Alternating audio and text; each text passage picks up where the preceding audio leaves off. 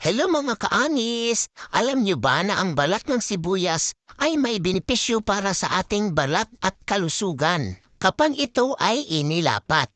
Pangpapabuti ng pagkakasugat, pagbabawas ng pamamaga, at nagpapaliit ng pores dahil nakakatulong ang balat ng sibuyas para labanan ang pagkasira ng collagen mula sa epekto ng free radicals.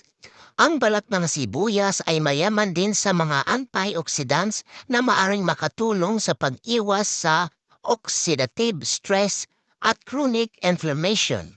Bukod dito, ang sibuyas ay may compound na maaring makabuti sa iyong puso, kalusugan sa buto at immune system.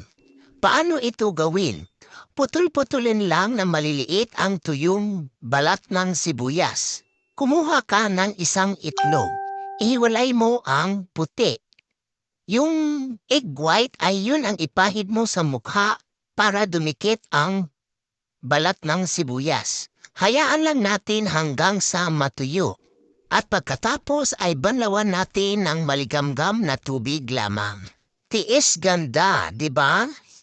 Maraming salamat sa inyong panunood mga kaangis. Like, follow, and share.